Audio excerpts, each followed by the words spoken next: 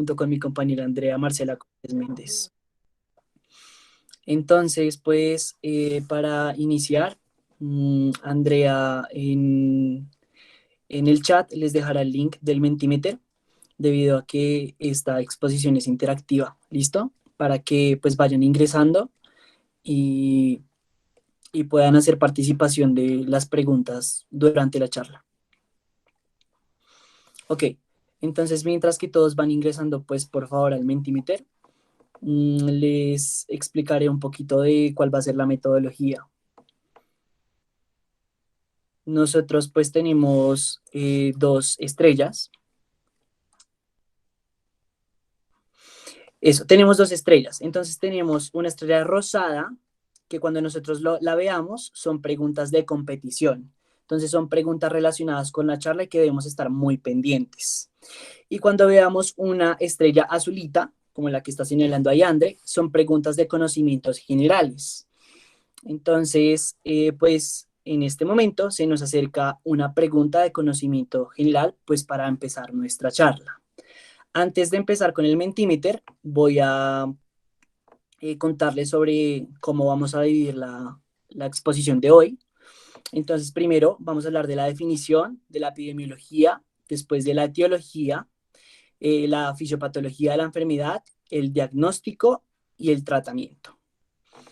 Vamos a dar unos minutos más para que toda la audiencia pueda entrar al Mentimeter y haga partícipe de la actividad. Muchísimas gracias. Entonces, para los que ya entraron al Mentimeter, tenemos una que por favor nos definan una palabra para ustedes. ¿Qué es sepsis? ¿Sí? Ustedes, ¿qué se les viene en la cabeza cuando le dicen sepsis? Entonces vemos las respuestas: infección grave, infección en sangre.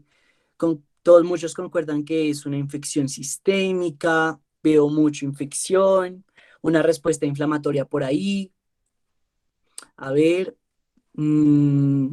también veo que dicen que es una infección severa, una infección avanzada, una infección sistémica severa. Todos concuerdan en que estamos hablando de una infección sistémica y de una respuesta inflamatoria. Vamos a ver qué otras cosas nos dicen. Bueno, creo que todos concordan en que es una infección severa y una respuesta inflamatoria importante, disfunción orgánica. Listo. Y la verdad no están muy alejados de la definición de sepsis. Claramente, pues es una infección, se da una respuesta inflamatoria y se da una disfunción orgánica. Entonces, pues ya para entrar en contexto, pues vamos a empezar con la charla.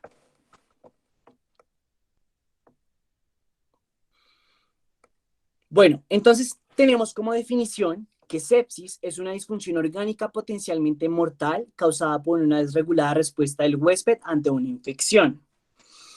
Ahora, sepsis en el embarazo, ¿nosotros cómo la definimos? Es una afección potencialmente mortal definida como una disfunción orgánica, ojo, causada por una infección durante el embarazo, el parto, el puerperio o después del aborto. Y es importante para nosotros también, pues para hablar de todas estas definiciones, contarles que el shock séptico es un subconjunto de la sepsis en la que el sistema circulatorio subyacente y las anomalías celulares metabólicas son lo suficientemente profundas como para aumentar sustancialmente la mortalidad.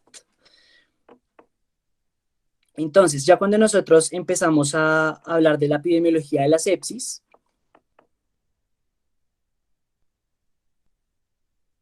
tenemos que es una de las tres causas principales que aumenta la mortalidad materno-perinatal. Se presenta entre el 0.002% y el 0.01% de todos los partos. También entre el 0.3% y el 0.6% de las pacientes sépticas son población gestante. En el 59% de los casos encontramos que está asociada a sepsis, en el 24% a sepsis severa y en el 3% al shock séptico. La sepsis es la cuarta causa más común de mortalidad materna y en términos de porcentajes tenemos que la sepsis cumple un porcentaje del 12% en mortalidad y el shock séptico entre el 20 al 28%. Para hablarles de la etiología de la enfermedad, entonces las causas de la sepsis severas y el choque séptico durante el embarazo y el puerperio pueden ser por muchas. principalmente por la pielonefritis aguda. Esta se puede dar por este reflejo uretrovesical y también por todas las infecciones urinarias que se presentan durante el embarazo, siendo una de las causas más prevalentes en las maternas. También por la retención de productos de la concepción. Entonces esto se da por el manejo conservador de la placenta acrita, increta o la pécrita. También por los abortos sépticos. Tenemos que también una causa es la corionitis, la endometritis, que se puede dar por microabscesos uterinos o la miometritis necrotizante, la gangrena gaseosa en tejidos blandos y los abscesos pélvicos. Otra causa puede ser la neumonía por microorganismos como principalmente los estafilococos y los neumococos, en raros casos por micoplasmas y por legionelas, u otros microorganismos, en este caso virales, como influenza, H1N1, herpes y varicela. También se puede dar por fascitis necrotizante. En este caso, puede ser causada por incisiones abdominales durante las cesáreas, por episiotomías o laceraciones del perineo. Y también tenemos una etiología intraperineal no obstétrica, que está más relacionada con la ruptura apendicular o la apendicitis aguda, los infartos intestinales, la colicitis aguda o la pancreatitis necrosante. Ya después de nosotros saber cómo las causas de la sepsis, es importante también reconocer que, por ejemplo, en el caso de la pielonefritis aguda, se da principalmente por las bacteriurias. Y las bacteriurias, epidemiológicamente, se sitúan en el 8% de las mujeres embarazadas y en el 10% de las personas puede conllevar a desarrollar esta pielonefritis aguda, para que lo tengamos en cuenta. Los microorganismos que están asociados principalmente son los estreptococos del grupo A y del grupo B. Entonces tenemos el estreptococo piógenes, que hace parte de la microbiota vaginal de la mujer. Como principales microorganismos. También tenemos, por ejemplo, Klebsiella pneumoniae, Staphylococcus aureus, y otras bacterias menos comunes como Haemophilus influenza, Listeria monocytogenesis, y microorganismos virales como influenza, varicela, herpes y el citomegalovirus. Es importante acá contarles que la muerte materna por sepsis es causada más comúnmente por estreptococos del grupo A, y Escherichia coli, que es una bacteria gram negativa que hace parte de la biota gastrointestinal, vaginal, ¿cierto? Es la causa más común de la infección bacteriana materna en el 57% de las maternas. Entonces, ya después de nosotros hablar de la etiología, les voy a contar sobre los factores de riesgo. Se pueden dividir en obstétricos y no obstétricos. ¿Cuáles son los factores obstétricos? Tenemos que principalmente es la cesárea. La cesárea es un factor predisponente para la presentación de sepsis por la instrumentación, la manipulación, también el trabajo de parto prolongado, el parto pretérmino, los embarazos múltiples, el alumbramiento incompleto, que ya lo hemos explicado como una de las causas también de la presentación de sepsis, el aumento del tiempo de latencia en ruptura de las membranas, las exploraciones vaginales cuando estas son mayores a 5, el cerclaje cervical, por ejemplo, en casos de abortos, la amniocentesis y otros procedimientos invasivos, y factores de riesgo no obstétricos. Entonces, como las infecciones por los microorganismos que ya les había nombrado anteriormente, principalmente estreptococos del grupo A y grupo B, infecciones vaginales, infecciones pélvicas, comorbilidades y condiciones como obesidad, diabetes, anemia, inmunocompromiso, pacientes VIH, una edad materna entre 15 y 35 años, un ambiente quirúrgico y normas de bioseguridad ineficientes y un bajo nivel socioeconómico. Entonces, después de nosotros ya tener esta contextualización sobre la epidemiología y la etiología, vamos a empezar a hablar de la fisiopatología. Para hablar de la fisiopatología, nosotros primero tenemos que entender que en la sepsis lo principal es que se va a dar una respuesta desequilibrada, una respuesta inmune desequilibrada, una respuesta a un síndrome pues inflamatorio, ¿cierto? Que a su vez pues va a permitir exacerbar y va a generar la sintomatología del paciente. Entonces, ¿cómo se da esa respuesta inflamatoria? Nosotros tenemos un microorganismo, en este caso en la imagen tenemos una bacteria gram negativa, que va a ser reconocida por los receptores reconocedores de patógenos del microorganismo, que va a reconocer pues, los PAMs de esa bacteria, receptores tipo TOL, scavenger, lectina tipo C, ¿cierto? Que a su vez, pues al momento de reconocer este patógeno van a activar señalizaciones intracelulares, en este caso como el factor nuclear kappa beta, que va a permitir de cierta manera la transducción y la generación de otras señales para que lleguen más moléculas de la respuesta inmune, moléculas de la respuesta humoral, también, por ejemplo, neutrófilos, monocitos empiecen a hacer el control de la infección, procesos inflamatorios se dan también, la activación de la óxido nítrico sintetasa para la producción del óxido nítrico que se va a encargar de los procesos de vasodilatación, para que las respuestas del sistema inmune y la respuesta humoral pueda llegar y de cierta manera hacerme más regulación. Tenemos también que como hay una respuesta inflamatoria, también tiene que haber una respuesta antiinflamatoria compensatoria, que como ustedes ven en la gráfica, se da después de esa respuesta inflamatoria, igualmente es paralela a esa respuesta inflamatoria. Entonces, esa respuesta antiinflamatoria está realmente por la respuesta adaptativa que se da cuando se genera la presentación del antígeno a los linfocitos. Entonces, en este caso tenemos que los linfocitos T reguladores van a ser súper importantes porque van a producir citoquinas como la interleuquina 10, el factor de crecimiento beta y otros inmunomoduladores que van a permitir de ciertamente controlar toda esa respuesta exacerbada de citoquinas, esa tormenta que se está generando a causa pues de ese foco infeccioso, pero realmente no es una respuesta que pueda compensar esa inflamación y bueno, también acá es importante recalcar que la activación del complemento, sea cualquiera de las vías, vía alterna, de las lecitinas o la vía clásica, puede conllevar a la activación de efectos proinflamatorios y al reclutamiento de fagocitos cuando se hacen los procesos de opsonización por medio de C3 y por medio de C5 activar la cascada de coagulación. Entonces, cuando se activa la cascada de coagulación, vamos a tener principalmente depósitos de fibrina, formación de trombos. Gracias a esta formación de trombos, pues va a haber una disregulación en la microcirculación y también podemos tener coagulación intravascular diseminada por consumo. Entonces, cuando nosotros ya tenemos todo este ambiente inflamatorio, podría seguir. El sistema nervioso central, simpático, el sistema nervioso periférico, simpático y parasimpático también juega un papel súper importante, porque nosotros estamos ante un estrés, estamos ante unos procesos inflamatorios y realmente son estas neuronas preganglionares o postganglionares, se van a encargar de, digamos, de reconocer pues esta situación por la cual está pasando el organismo. Entonces, pues por medio de acetilcolina, la información va a llegar a neuronas postganglionares y va a coger dos destinos. Entonces, esos destinos pueden ser hacia receptores alfa-adrenérgicos o beta-2-adrenérgicos. ¿Qué pasa? Que las células de la respuesta inmune tienen estos dos tipos de receptores. Entonces, si la señal me llega a mí a receptores alfa-2-adrenérgicos, pues va a aumentar la liberación de citoquinas y quimoquinas y va a exacerbar mucho más la inflamación que yo ya tenía. Pero en el caso, por ejemplo, que si me llega el estímulo a estos receptores beta-2-adrenérgicos, pues yo voy a tener una inhibición de la liberación de citoquinas y quimoquinas. Al igual lo mismo la respuesta al sistema parasimpático con los receptores de acetilcolina muscarínicos, también de cierta manera me van a modular esa respuesta inmune. Entonces, el sistema nervioso periférico cumple una función súper importante en la sepsis. ¿Qué pasa también? Y es determinante. ¿Podría seguir?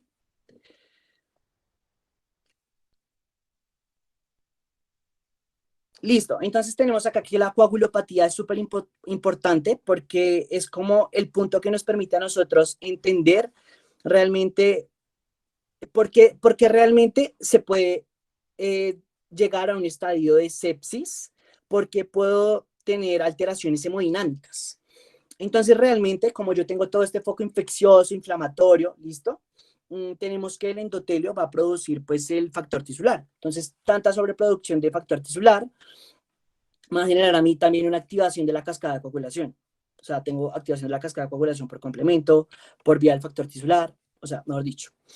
Pero también voy a tener una disminución de factores antitrombóticos o anticoagulantes, por ejemplo, como la proteína C, la antitrombina o incluso el inhibidor del factor tisular, que de cierta manera me van a generar a mí todo digamos, ese sistema procoagulante y también incluso con la sobreactivación del inhibidor del activador de plasminógeno 1, pues el organismo va a disminuir esa capacidad de hacer esa fibrinolisis. Entonces, claro, yo ya tengo, digamos, esos mecanismos que van a generar la coagulopatía, la formación de trombos, y júntele a eso la producción de matriz extracelular por parte de los neutrófilos, esas especies reactantes de oxígeno y esas especies reactantes de nitrógeno, que a su vez me van a generar una disfunción endotelial, que a su vez me van a generar que ese sistema redox, antioxidante-oxidante, se vea alterado, que los mediadores inflamatorios se vean disminuidos, ese ambiente inflamatorio también se vea muy aumentado, pues claramente me va a generar a mí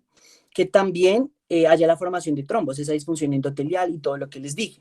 Entonces, cuando yo tengo ya la formación de trombos, pues va a disminuir el aporte de oxígeno a los tejidos, vamos a tener hipoperfusión, hipoxia, y pues realmente vamos a tener la hipoperfusión tisular. Y la hipoperfusión tisular realmente ya a nosotros nos va a decir como, bueno, el aporte de oxígeno está aquí complicado, necesito más oxígeno, entonces el tejido, de cierta manera, empieza a desarrollar esta hipoperfusión, o por demanda de oxígeno, o por uso inadecuado del oxígeno. También pues, por el desacoplamiento que ustedes saben que se genera en la cadena de electrones, y que me va a generar a mí pues la producción del metabolismo anaeróbico.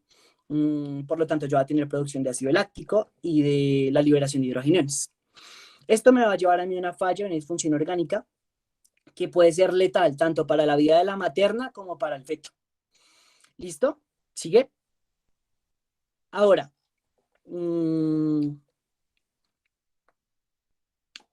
listo. La microcirculación les había dicho que es súper importante porque el endotelio acá pues va a sufrir bastante. Principalmente va a haber un deterioro en la sensibilidad a sustancias vasoconstrictoras y vasodilatadoras. O sea, eso se va a dar de cierta manera porque se pierden esos mecanismos de regulación. Ese estímulo adrenérgico ya no va a ser suficiente porque el endotelio está tan dañado que pues nosotros vamos a tener una vasodilatación generalizada. Realmente vasopresores y demás va a ser bastante complicados para que puedan controlar la situación. Tenemos que también hay alteración en la deformidad de los glóbulos rojos. Los glóbulos rojos también se van a encargar de cierta manera de que como disminuyen esa capacidad de deformidad, pues se van a empezar a acumular. Y como de cierta manera el endotelio va a favorecer esos procesos de transmovilización y la generación de más adhesinas, pues van a generar más trombos, van a generar más impedimentos para la circulación de la sangre. Y también el hecho de que el sistema sense de que no hay suficiente oxígeno, pues va a hacer que haya más producción de óxido nítrico, lo cual puede generar más vasodilatación, puede generar mucho más la exacerbación pues, de la enfermedad. Y pues esto sería todo por parte de la fisiopatología. Entonces, pues la respuesta inmune, la coagulopatía y la microcirculación son las encargadas realmente de producir esto. Ahora nosotros tenemos que tener en cuenta que la fisiología normal pues, de la mujer embarazada, por ejemplo en el sistema cardiovascular, es que hay una respuesta vascular, una resistencia vascular sistémica disminuida, por lo tanto pues nosotros tenemos una presión pues disminuida, un volumen sanguíneo aumentado, una frecuencia cardíaca aumentada, pues como compensación, un gasto cardíaco y también pues para las necesidades fetales. Pero ¿qué pasa? Que la sepsis, de cierta manera, discúlpenme, el embarazo de cierta manera a mí me va a enmascarar los signos de la sepsis. Porque imagínense que en sepsis yo también voy a tener una disminución de la resistencia vascular periférica, hipotensión, un aumento de la frecuencia cardíaca, ¿listo? Pero claramente pues van a ser mucho más grandes estos marcadores.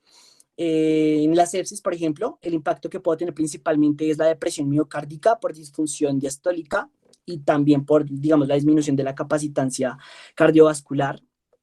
Entonces debemos tener mucho cuidado. En cuanto al sistema respiratorio, nosotros tenemos que en condiciones normales la mujer embarazada tiene un volumen residual disminuido, una capacidad residual funcional disminuida, un volumen tidal y por lo tanto pues la ventilación por minuto aumentada. Entonces pues estas pacientes normalmente pueden presentar alcalosis respiratoria por esta disminución de la presión parcial de CO2.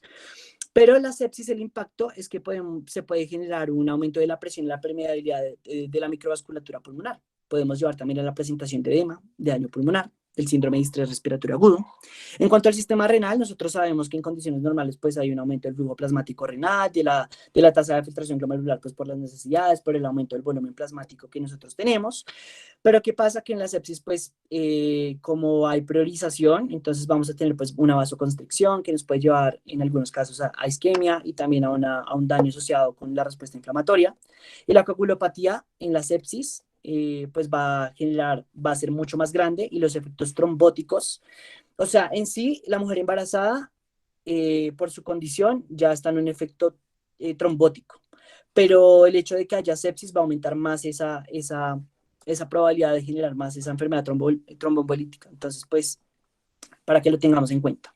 Si nosotros no hacemos un diagnóstico claro al inicio, si tampoco de cierta manera dejamos enmascarar esos signos y síntomas normales del embarazo y no reconocemos la sepsis, 3 doritos después podemos tener las complicaciones. Y son complicaciones que realmente se dan por la respuesta fisiológica. Sí, o sea, son condiciones normales que se dan por la respuesta fisiológica. Entonces tenemos que en cuanto al sistema cardiovascular, yo puedo tener un colapso hemodinámico mucho más rápido, una hipotensión, una disfunción del corazón, un shock cardiogénico, que a su vez también me puede afectar la circulación, tanto para pues, la perfusión, tanto para la mamá como para el feto. Entonces puede ser letal para los dos, una complicación materno-fetal. Ahora, en cuanto al sistema respiratorio, se puede desarrollar el síndrome de distrés respiratorio agudo que nos puede conllevar a un edema pulmonar, también por toda esa exacerbación preinflamatoria, una desaturación rápida, porque también la presión de oxígeno en este caso, y por la dematización de los alveolos, de cierta manera, pues no se va a lograr hacer bien ese intercambio de oxígeno, entonces también va a tener esa saturación rápida la paciente, va a tener que al principio en condiciones normales va a tener pues una alcalosis respiratoria, aún más que pues va a tener una taquipnea en una condición de sepsis, pero después puede progresar a una acidosis respiratoria pues por fatiga de los músculos respiratorios, y también en este caso podemos tener una respuesta tardía a la alcalosis metabólica. En cuanto al sistema hematológico, la mujer embarazada en condiciones normales tiene anemia fisiológica, pues por el aumento de este líquido plasmático, y pues claramente va a haber, digamos, más el aumento de más líquido plasmático, una disminución pues de los eritrocitos. Esto se va a traducir en que la disminución, el aporte de oxígeno va a estar disminuido, entonces pues vamos a tener la hipoperfusión tisular, y pues cuando ya tenemos hipoperfusión tisular, realmente ya nosotros tenemos que pensar en que la disfunción orgánica va a ser mucho más grande. Entonces vamos a tener no solamente afectado pues el riñón, digamos para clínicos importantes como la creatinina, o sí, ya disfunción orgánica sistémica, bilirrubina, y demás. Entonces, pues también se pueden presentar coagulación intravascular diseminada, como les había explicado anteriormente, y la enfermedad tromboembolítica venosa. Para hablar ya de las complicaciones renales, entonces tenemos el aumento de riesgo de pielonefritis por la estasis urinaria, porque posiblemente pues si se está presentando oliguria, como que y por toda esa biota y microbiota urinaria que pues que hay y que es mucho más prevalente pues en las mujeres embarazadas, entonces nos puede conllevar a afectar más la condición de sepsis que yo tengo. Y una falla renal aguda realmente, pues porque como el organismo va a privilegiar la perfusión, entonces pues se va a generar una vasoconstricción renal y de cierta manera se va a priorizar el flujo hacia la médula, no tanto hacia la corteza. Entonces, como tanto, yo puedo tener consecuencias como la disminución de la tasa de filtración glomerular, también de cierta manera después una disfunción tubular. Entonces, también para controlarme a mí una acidosis metabólica, perdónenme, una acidosis respiratoria, o, o incluso que pues va a ser bastante complicado. En la sintomatología y las complicaciones gastrointestinales, por ejemplo, se puede presentar que aumenta el riesgo de neumonía por aspiración. Y esto se da realmente es cuando la mujer ya necesita procedimientos invasivos, por ejemplo, como ventilación mecánica. Nosotros tenemos que recordar que, por ejemplo, la progesterona lo que hace es disminuir el tono vagal, disminuir, pues, disminuir el tono del esófago, va a generar una hipomotilidad. Entonces, por ejemplo, en estos casos podemos tener pues, un aumento de esta neumonía por aspiración. Y en cuanto al sistema genitourinario, podemos aumentar el riesgo de la corionitis, pues también por la disminución del pH vaginal, por los focos infecciosos que se están generando. La hipoperfusión uterina, pues porque el organismo dice como, bueno, yo tengo que priorizar flujo, corazón, riñón, cerebro, útero, como que no importas tanto. Entonces, pues esta hipoperfusión, esta hipoxia uterina, esta isquemia, puede conllevar también a complicaciones materno-fetales importantes como aumento de nacimiento prematuros, mortalidad fetal elevada, el aumento de la probabilidad de cesárea. Y también podemos tener las mismas complicaciones que la mamita en el feto, entonces infecciones fetales, hipoxia y acidosis. Listo. Entonces, para nosotros ya entrar un poquito en un contexto clínico y empezar a abordar mejor esta patología, tenemos un caso clínico.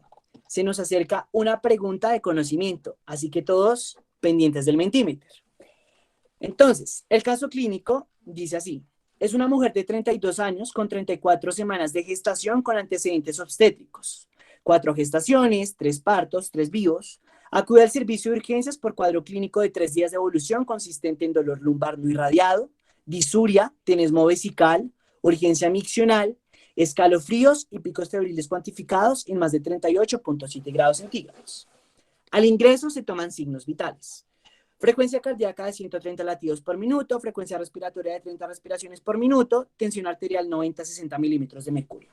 Al examen físico se encuentra paciente estuporosa, hidratada, febril, puniopercusión positiva. Se palpan pulsos disminuidos. Entonces, si quieren, quédense ahí un momentico en el caso clínico. Tienen 30 segunditos para que lo lean bien, porque se viene una pregunta en el Mentimeter. Entonces, todos ahí ya conectados en el Mentimeter. Listo, André, yo creo que ya lo puedes poner. Entonces, ¿cuál es tu impresión diagnóstica? Entonces nos dicen shock séptico, sepsis focorrenal, pielonefritis aguda, sepsis por pielonefritis, infección urinaria complicada, pielonefritis aguda, shock séptico. Ok.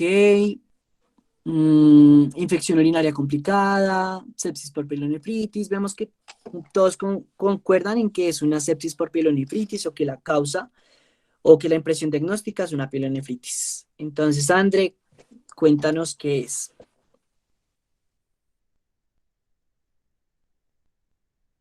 Listo, pues efectivamente, como la mayoría nos está diciendo, pues esta es una paciente que se nos presenta con no solo síntomas irritativos urinarios, sino también síntomas sistémicos. Adicionalmente, vemos un compromiso ya a nivel de diferentes sistemas. Esta es una paciente gestante, entonces pues claramente viene al tema de la charla, al contexto en el que estamos, por lo que sí, esta es una paciente que está en sepsis, podríamos decirlo. Ya ahorita vamos a hablar de cómo hacemos el diagnóstico de sepsis, las herramientas que tenemos para hacerlo, y pues seguramente el foco probable en este momento es una pielonefritis. Listo. Entonces ya con todo lo que Santi nos explicó muy bien de la fisiopatología, factores de riesgo y demás, viene el momento de la hora dorada. Se nos presenta esta paciente. La hora dorada hace referencia a que cuando esta paciente llega a nuestro servicio de urgencias, llega a nuestra consulta, a donde sea que llegue, tenemos una hora y en esa hora las medidas que instauremos deben hacerse de manera rápida y eficaz, porque lo que nosotros hagamos o dejemos de hacer va a impactar de una manera radical e importante el pronóstico y los resultados que vamos a tener con esta paciente. Entonces, bueno, nosotros antes de tratar la sepsis, en cualquier tipo de paciente tenemos que primero reconocerla. Para reconocerla tenemos diferentes herramientas. El Quick SOFA, en este caso, acá les traemos el Quick SOFA modificado para población obstétrica. Entonces no ven el clásico Q SOFA, sino OM Q SOFA, que viene de Obstetrics Modified Quick SOFA. Que tenga dos o más de estos factores que vemos acá en estos post-its significan mal pronóstico de estos pacientes. Entonces, estos no son los valores que nosotros estamos acostumbrados a ver cuando hablamos de Quick SOFA. ¿Por qué? Porque tuvo modificaciones para la población a la que nos estamos dirigiendo. Entonces, el corte ya para presión arterial sistólica no va a ser de 100, sino de 90. Asimismo, como el de frecuencia respiratoria, ya no va a ser de 22, sino de 25. Y alteración del estado mental, comprendido como cualquier estado mental que no sea una paciente alerta. Acá algo muy importante que les traemos es que un diagnóstico temprano de sepsis va a estar relacionado con un mejor pronóstico y mejores resultados de nuestro paciente. Mucho, mucho cuidado, y es con la sepsis. Con la fiebre, perdón. La fiebre es algo que nosotros normalmente le decimos al paciente: no se preocupe, que es su cuerpo respondiendo a la infección. En nuestras pacientes embarazadas no podemos ser tan permisivos con ella. ¿Por qué? Porque la fiebre en la literatura se ha asociado con un riesgo de anomalías congénitas. ¿Qué tipo de anomalías congénitas? Defectos del tubo neural, hendiduras orales e incluso anomalías cardíacas. Entonces, bueno, primero, la fiebre no vamos a ser permisivos con ella, pero también muy importante es que no vamos a usar cualquier cosa para bajar la fiebre, ya que es importante recordar que medicamentos como la aspirina, como antiinflamatorios no esteroideos, deben usarse con precaución, especialmente en tercer trimestre, para evitar el cierre prematuro del conducto arterioso fetal y también otras complicaciones que pueden pasar en estos pacientes. En cuanto a la evaluación, cuando nosotros sospechemos sepsis en base al cribado, debemos hacer una evaluación de la disfunción de órganos diana. Entonces, acá es donde entra nuestro conocido SOFA, La puntuación SOFA, cuando nos arroja un puntaje de 2 o más, es lo que nosotros definimos como sepsis, un cambio agudo de una puntuación de SOFA de 2 o más puntos a consecuencia de una infección. La puntuación de SOFA no ha sido por ahora un sujeto o un objeto de validación prospectiva en poblaciones embarazadas y posparto, por lo que, o sea, considerar que es importante que nosotros hagamos estudios en esta población gestante en particular, porque el SOFA originalmente salió en estudios que se hizo a nivel de adultos en general, principalmente mayores de 61 años, etcétera, por lo que no es tan aplicable a población gestante. Sin embargo, pues en aras de ir como buscando herramientas, escalas que nos sirvan para estas pacientes en concreto, acá les traemos el SOFA modificado para la población obstétrica. ¿Qué diferencias vemos? Así de entrada ya vemos que ya no hay una puntuación que sea de 0 a 4, sino solo nos acortamos de 0 a 2.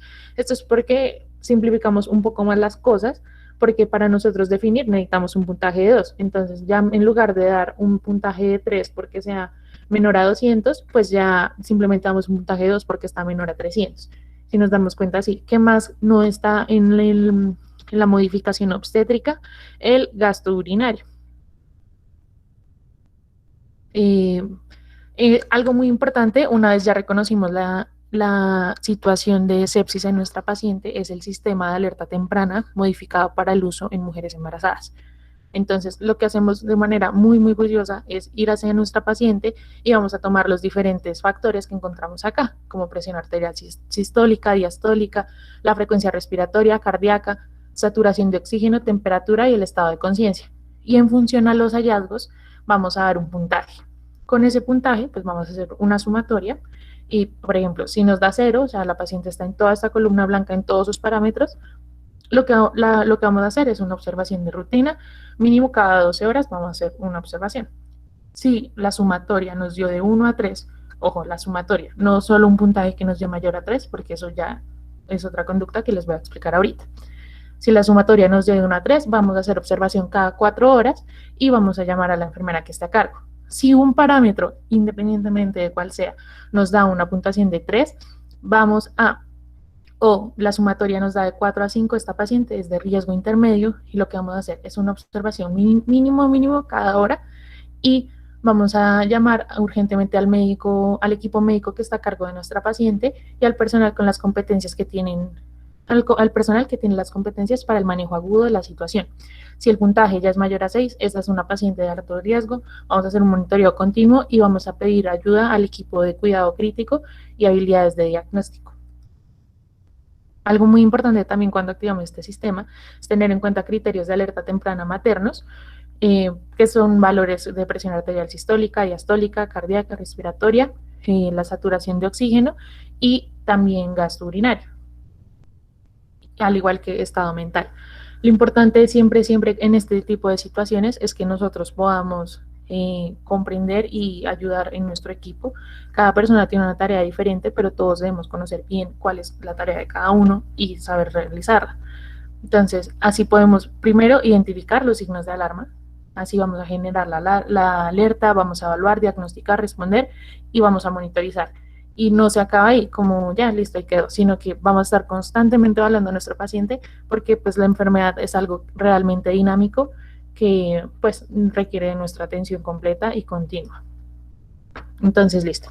En cuanto al manejo, es importante que cuando nosotros vamos a iniciar el tratamiento de sepsis, debemos tener claro nuestras metas.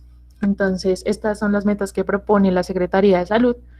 Entonces, propone una meta de 8 a 12 milímetros de mercurio en presión venosa central, una presión arterial media mayor a 65, que la diuresis se mantenga mayor de 0,5 centímetros cúbicos por kilogramo hora y una saturación de oxígeno venosa central mayor a 70%. Ya en cuanto a las estrategias, ya vamos a ahondar sobre ellas en las siguientes diapositivas. En cuanto a la resucitación hídrica, ese sería como nuestro primer paso de tratamiento, el segundo a la hora de acercarnos a esta paciente. Entonces, es muy importante la resucitación hídrica porque tiene dos objetivos que son esenciales para la paciente y para el feto. Primero, optimizar el volumen circulante y segundo, mejorar la presión arterial y de perfusión. Entonces, para esto, acá les traemos a su vez unos pequeños pasitos que, pues, para que nunca se nos vaya a olvidar alguno de ellos. Primero, vamos a mantener la vía aérea de la paciente y oxigenarla, ver que esté permeable y demás. En segundo, vamos a obtener acceso intravenoso, preferiblemente 2. Vamos a colocar sonda vesical para monitorizar gasto urinario.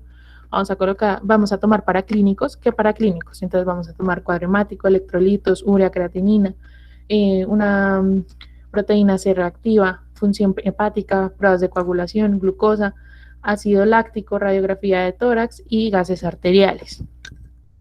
Es muy importante acá el siguiente paso y es la toma de hemocultivos y los cultivos pertinentes. Entonces, digamos, en caso del caso que ahorita les mostramos, lo que haríamos es tomar un urocultivo, además de los hemocultivos. Y pues así lo haríamos en función a la sospecha que nosotros tengamos y para determinar y asegurarnos de cuál es el foco de infección. En cuanto a la administración de fluidos, pues de eso se trata este paso básicamente. Lo que vamos a hacer es usar cristaloides isotónicos. Lo que vamos a hacer para ello es administrar lactato de Ringer en bolos de 300 cc cada 15 minutos, hasta que logremos una meta de 20 mililitros por cada kilogramo en la primera hora. Importante que la sangre podemos utilizarla en caso de que haya una pérdida de sangre que nosotros estemos evidenciando o anemia severa.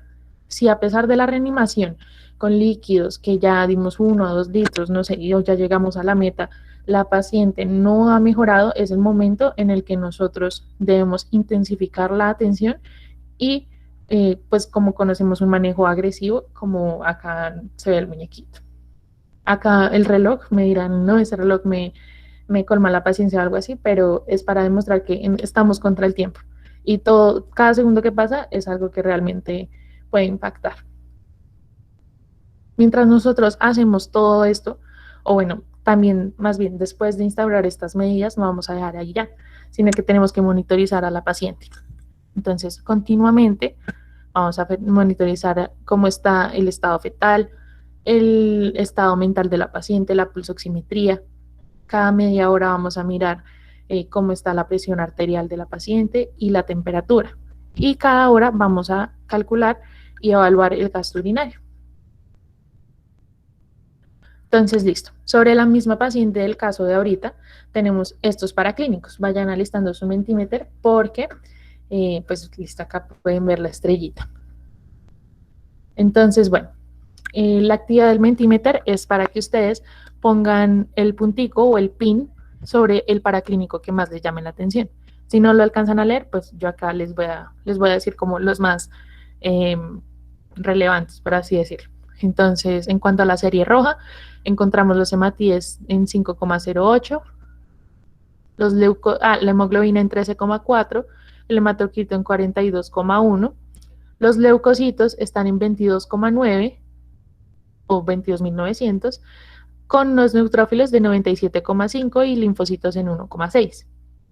El fibrinógeno de esta paciente está en 584, las plaquetas en 162, ¿qué más? La proteína C reactiva está en 114,5, la creatinina en 1,13 y la bilirrubina total en 1,4. Entonces, en el Mentimeter les voy a compartir la pantalla del Mentimeter para que vayamos viendo dónde están ubicando nuestros compañeros los diferentes punticos. Entonces, pues, listo, acá vemos, ya hay 2 personas que dicen que los leucocitos, claramente. Esto no es una pregunta que tenga una única respuesta válida, porque realmente son varios los parámetros que han sido alterados en o pues que podemos ver acá. Entonces, listo, sí, 2 personas, 3 personas dicen que los leucocitos, la neutrofilia también claramente está elevadísima, el fibrinógeno está muy alto, 584, cuando el máximo es de 450, el dímero D, muy bien, el dímero de esta paciente está en 36.000. 36.000. Incluso aunque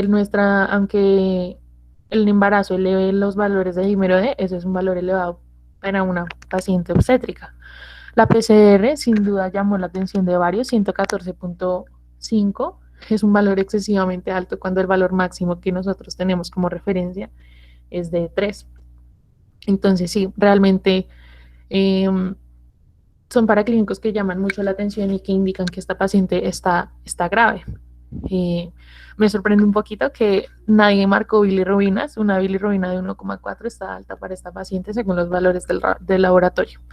Entonces, eso también. Vamos a volver a nuestra presentación. Y listo. Luego tomamos otros paraclínicos que les muestran esto. Ya en la próxima diapositiva les voy a mostrar lo que necesitan porque vamos a calcular el SOFA y el Quick SOFA. El SOFA, perdón, y el SOFA modificado para población obstétrica. Entonces, por favor, todos vayan poniendo sus nombres. Esto es muy importante porque lo vamos a tener en cuenta para la asistencia. Entonces, vamos a dar un poquito de tiempo ahí. Entonces, bueno, lo que vemos así es que ya los hematíes han descendido. Estos son de la misma paciente. Están en 3,2, la hemoglobina en 8,7, el hematocrito en 26,9. Los leucocitos están en 20,7 con 97,1 de los neutrófilos. Las plaquetas también van descendiendo, 102.000. El tiempo de protrombina ya va aumentando, va en 15,5. La actividad de protrombina también está disminuida, está en 63 cuando el mínimo es 80 para el laboratorio. ¿Qué más? Bueno, en esta diapositiva, acá les traemos un chismoso del SOFA, la escala SOFA y la escala modificada para la población obstétrica. Les mostramos los diferentes parámetros que ustedes necesitarían para calcular los puntajes de esta paciente. Entonces vamos a dar unos segunditos para que lo vayan calculando. Voy a ir compartiéndoles el Mentimeter para iniciar con la pregunta.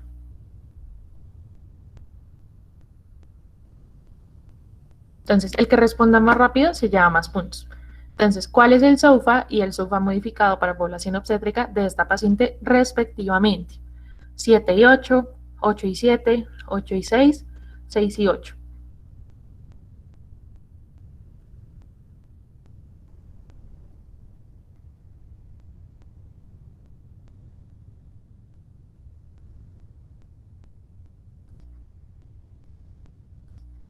André, ¿puedes pedir otra vez los paraclínicos? Ya los pongo.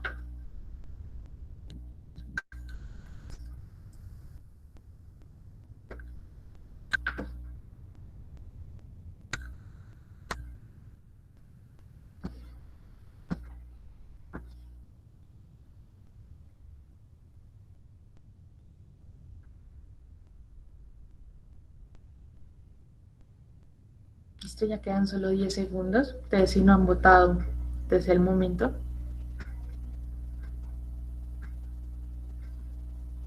Listo, el tiempo se acabó. Si no alcanzaron a votar, no se estresen ni nada por eso. El puntaje de esta paciente es 8 y 6 y ya les voy a mostrar por qué.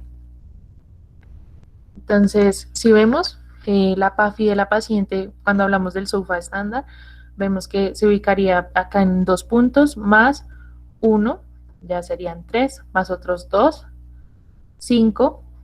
La presión arterial media no le da puntaje en este caso, entonces vamos 5, más 1, 6, más 2, 8. 8 sería el caso del SOFA normal, estándar. En el caso del modificado, tendríamos que la PAFI lo ubicaríamos en menor a 300, entonces 2 puntos. Las plaquetas están en 102.000, ahí van 3 puntos, perdón. Las bilirrubinas en 20 miligramos litro, serían 4 puntos, perdón. La presión arterial media de nuevo no le da puntaje. La paciente se alerta al sonido, a la voz, entonces ahí ya vamos 5 puntos. Y el sexto punto es por la creatinina, que se ubicaría en este. Ay, no, perdónenme. La respuesta correcta no estaría acá porque la creatinina está en 140. Me excuso completamente ahí. La respuesta correcta ni siquiera estaba, es de 8 y 7. Listo. Entonces, en cuanto a los vasopresores y otras medidas que podemos instaurar cuando la paciente no responde a líquidos y ya necesitamos un manejo más bien ya más agresivo, la primera opción que tenemos y de elección es noradrenalina. Noradrenalina a una dosis de 35 microgramos minuto. En cuanto a este medicamento, lo que vamos a hacer es que, o bueno, lo que podemos hacer es ir a aumentarla cada 5 minutos hasta que logremos una meta, o que alcance los 65 milímetros de mercurio en la presión arterial media, o que lleguemos hasta una dosis tope de 90 microgramos minuto. La segunda opción que tenemos es el uso de dopamina a una dosis máxima de 20 microgramos kilogramo minuto. Si la paciente no responde a esto, podríamos recurrir a lo que es la vasopresina. La vasopresina se usaría en dosis de 0,01 a 0,04 unidades minuto. Acá les traemos un ojo que esta sí puede atravesar placenta y puede afectar al feto. Entonces muchos dirán, no, si puede afectar al feto, no la usaremos porque ¿por qué la usaríamos? Pues algo muy sencillo. Como bien nos explicó Santi, el cuerpo lo que hace es favorece los órganos privilegiados, entonces cerebro, corazón, riñón, y el útero queda como en segundo plano. Entonces nosotros necesitamos asegurar un buen flujo sanguíneo para la materna y para el feto, porque sin mamá pues no hay feto. Otra medida a considerar es que si no hay oxígeno, una saturación de oxígeno venosa central o mixta mayor a 70% a las 6 horas del diagnóstico, está indicado que hagamos una transfusión de glóbulos rojos para conseguir un hematocrito mayor a 30% o una hemoglobina mayor a 10 gramos de cilitro. También se puede considerar una infusión de dobutamina a un máximo de 20 microgramos kilogramo minuto. Este es el inotrópico de elección para las pacientes con sepsis que muestran evidencia de bajo gasto cardíaco a pesar de adecuadas presiones de llenado. El tercer paso es antibiótico y antibiótico ya. ¿Por qué? Porque por cada hora que nosotros estemos retrasando la administración del antibiótico, la mortalidad aumenta 6%. La resolución 3280, que es el ciclo en el que estamos, nos dice que utilicemos ampicilina sulbactam intravenosa 3 gramos cuando no conocemos el foco de infección. Si hay signos de choque, nos dicen que podemos utilizar piperacilina tazobactam 4,5 gramos intravenosos cada 6 horas o meropenem 1 o 2 gramos cada 8 horas. ¿Hay un plan B? Claro que hay un plan B. Y lo que nos dice la resolución es, utilice el de mayor espectro que tenga su institución, no importa. Pero pues también nos deja como un chismoso ahí de, si puede, utilice clindamicina 600 miligramos intravenoso cada 6 horas, más gentamicina 240 miligramos intravenosos al día. Muy, muy importante que si bien estamos tratando la infección con un antibiótico, también debemos hacer un control del foco. Entonces, en el caso de que el foco sea algo obstétrico y demás, sí está indicado el parto, pero la sepsis en sí no es indicación de terminar el embarazo, a menos que pues esta sea por coriomionitis y demás. Algo muy importante es que tener coriomionitis no es indicación de cesárea, no es igual a cesárea. La cesárea en estas pacientes, en una paciente hemodinámicamente inestable, aumenta las cifras de mortalidad y nosotros en la paciente séptica, siempre, o bueno, en las pacientes siempre que se pueda, vamos a preferir el parto vaginal. Otros ejemplos de focos posibles es que si la sepsis, el foco es un absceso, pues vamos a drenar el absceso, sea cual sea. Si es un foco ginecológico, vamos a hacer la cirugía necesaria, histerectomía, un legrado, etcétera. Y si es un foco abdominal, pues vamos a llamar a nuestros compañeros de cirugía general para que pues nos ayuden con eso. En cuanto a tips, es muy importante y es lo relacionado con la vasopresina que habíamos mencionado, es que siempre va a prevalecer la salud materna. Entonces, en los casos en los que el fármaco que le va a servir a la mamá no sea seguro para el feto, pero es la única opción que tenemos, se debe administrar. Claramente, pues debemos explicarle a la paciente qué es lo que puede pasar y obtener su consentimiento. Acá tenemos unos ejemplos de una antibiótico-terapia pues empírica, pero dirigida a un foco que sospechemos. Entonces, por ejemplo, si es coriomionitis o una infección intramniótica, podemos utilizar ampicilina y gentamicina. También, pues claramente siempre tenemos regímenes alternativos. En caso de una pielonefritis, la terapia empírica consistiría en ceftriaxona o cefepime, o si es alérgica a la penicilina, Aztreonam. Y si sospechamos de organismos multidrogoresistentes, podríamos aplicarle ertapenem o meropenem. O neumonía adquirida en la comunidad, como nos decía Santi, es uno también de los focos más frecuentes, aplicaríamos ceftriaxona o ampicilina, más acitromicina, más oseltamivir. En cuanto a hay algo acá muy importante que no se me puede pasar decirles, es que tenemos que ser muy cuidadosos y muy juiciosos a la hora de elegir el antibiótico que vamos a usar. ¿Por qué? Porque usar el antibiótico incorrecto es prácticamente igual de grave que si no le diéramos antibiótico a esta paciente. Entonces tenemos que ser muy, muy cuidadosos con qué es lo que le estamos dando a la paciente.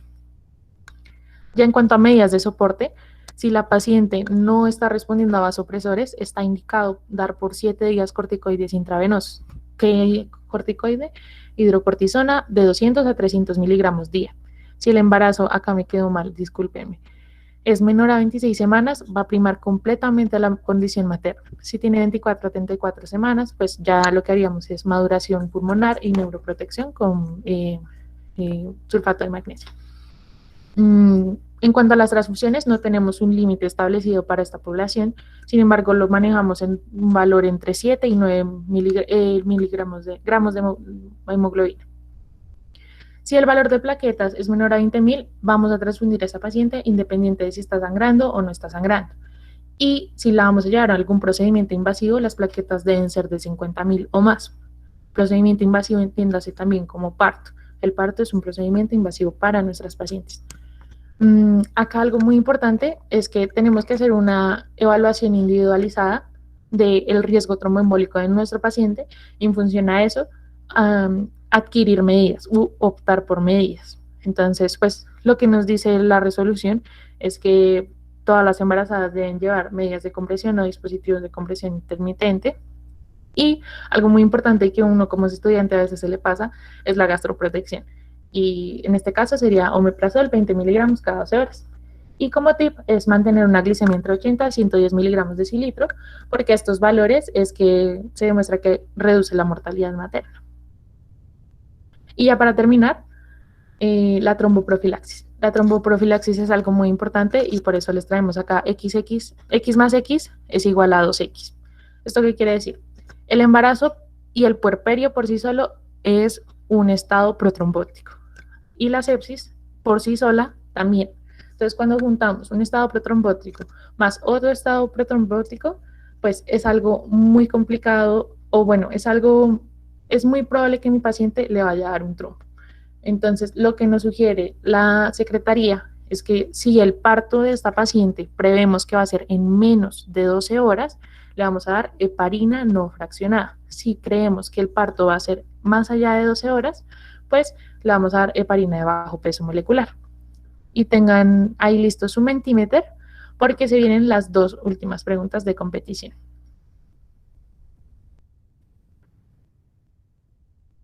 Voy a compartirles el Menti.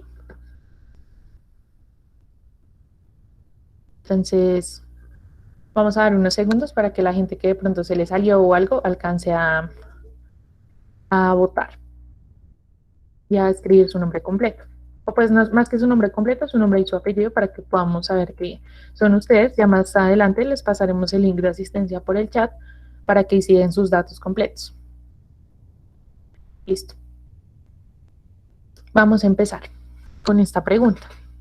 Entonces, la jefe le dice, doctor, para la paciente que ya sospechamos de un foco de pielonefritis, tenemos estas opciones de antibiótico. ¿Qué le pongo?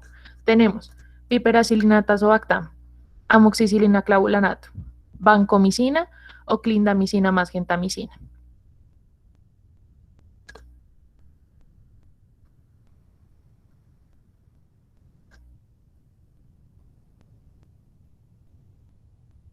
Listo, nos quedan 20 segunditos.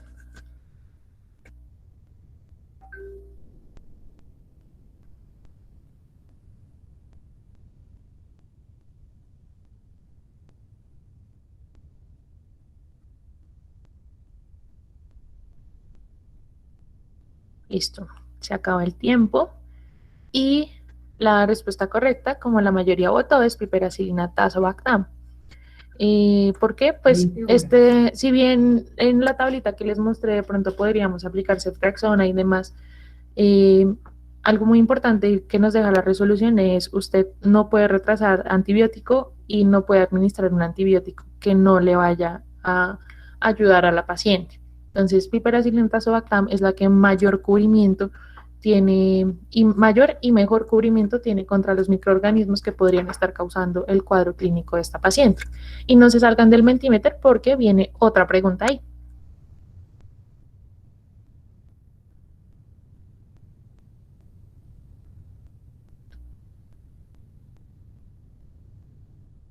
Listo, va ganando Juan Correa. Y acá viene la siguiente pregunta. Entonces, estimamos que esta mujer va a ir a parto antes de 12 horas. ¿Qué es lo que vamos a usar para tromboprofilaxis de esta paciente? Recordemos que ella tenía el dímero de altísimo, fibrinógeno altísimo. Entonces, haciendo la evaluación de esta paciente, era muy probable que el trombo iba a pasar. O bueno, podría pasar. Entonces, ¿qué usaría? Heparina de bajo peso molecular, anticoagulante oral blanco específico, heparina no fraccionada o warfarina. Y ya quedan otros 20 segunditos para que puedan votar.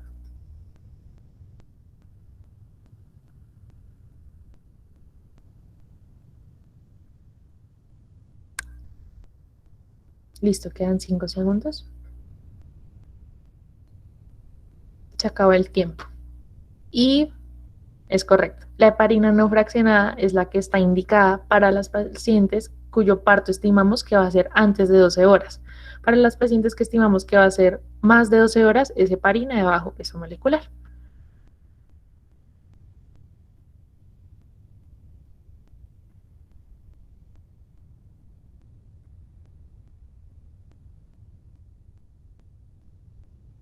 Listo, y felicitaciones a Laura Guevara por...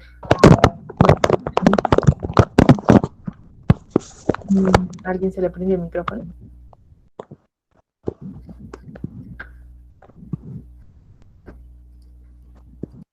Listo.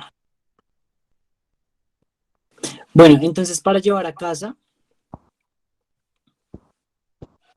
¿qué nos tenemos que llevar para la casa?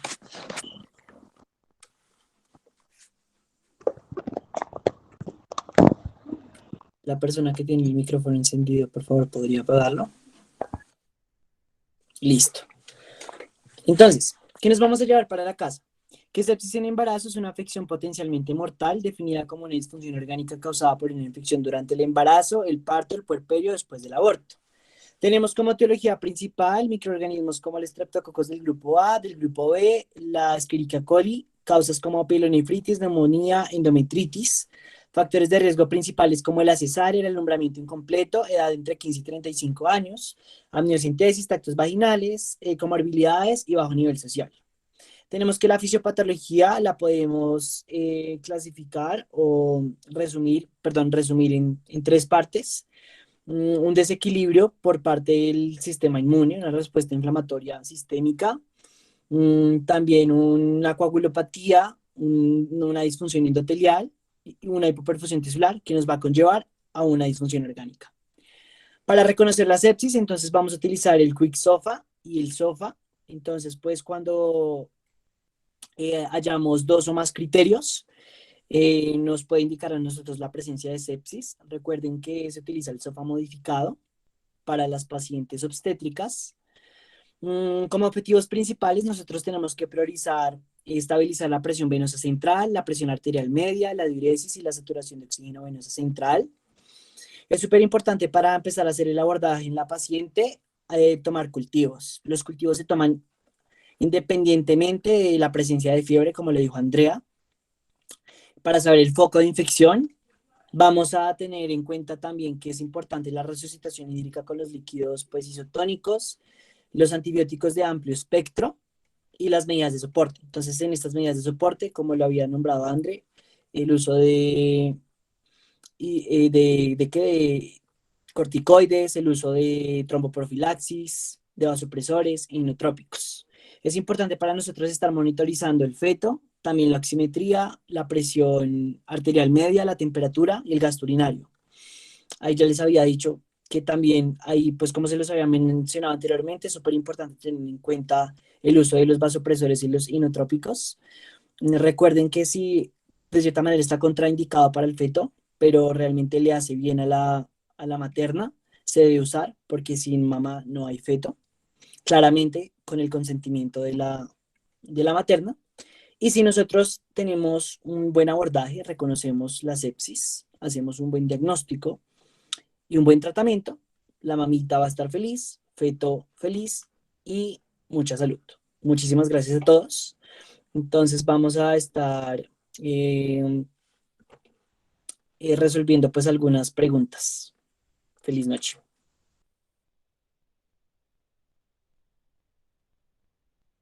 Y bueno, muchísimas gracias Santiago y Andrea por tan excelente charla. Tenemos algunas preguntas en el chat.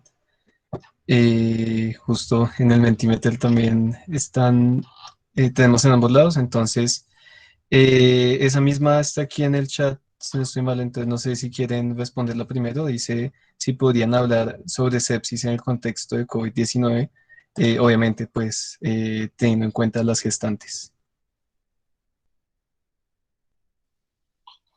Buenas noches, yo soy Andrea Ojeda, soy la tutora de estos dos muchachos. Bueno, en cuanto a la sepsis en el contexto del COVID-19, en general, el abordaje de la paciente es el de mantenimiento, como ellos ya lo han comentado. Entonces tenemos que asegurar la vía aérea, hacer una resucitación con líquidos en caso de que la paciente esté hemodinámicamente inestable.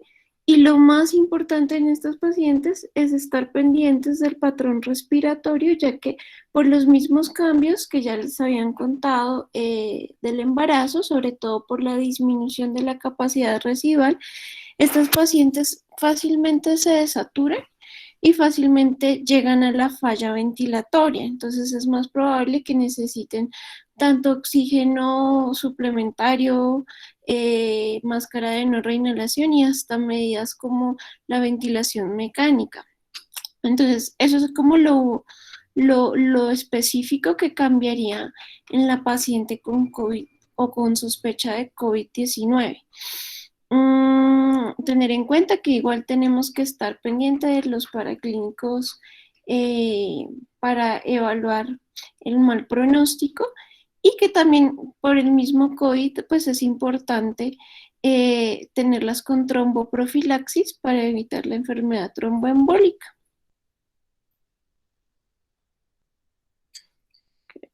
Listo, muchísimas gracias, doctora.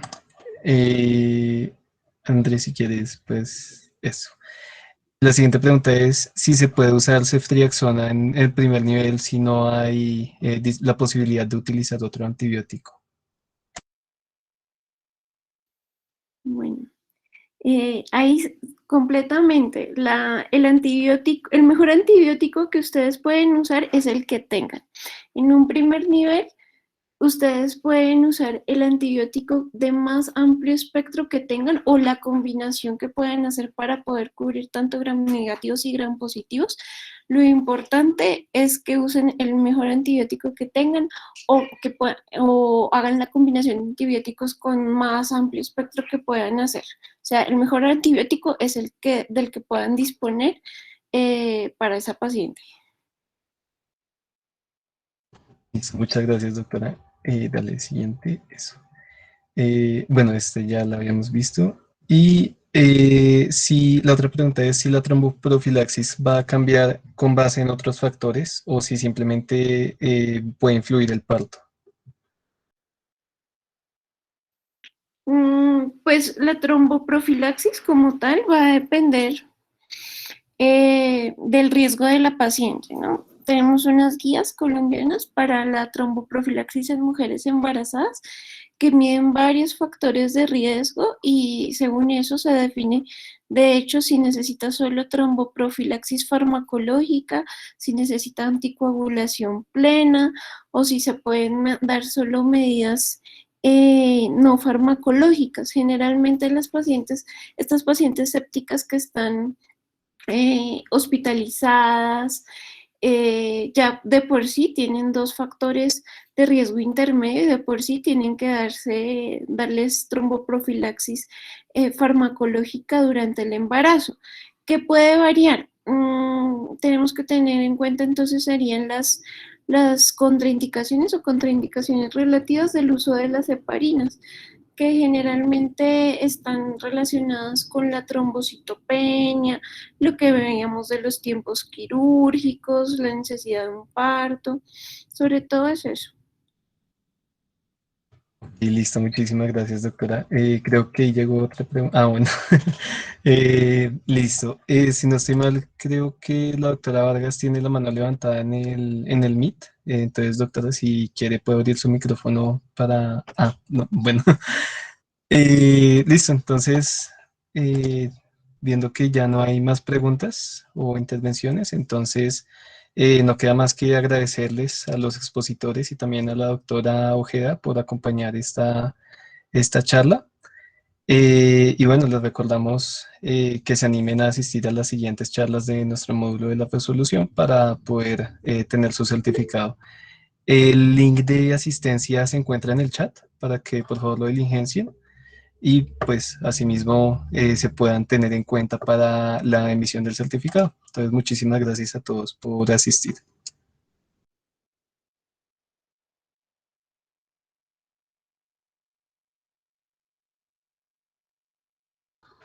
La charla quedó grabada y será subida a nuestro canal de YouTube en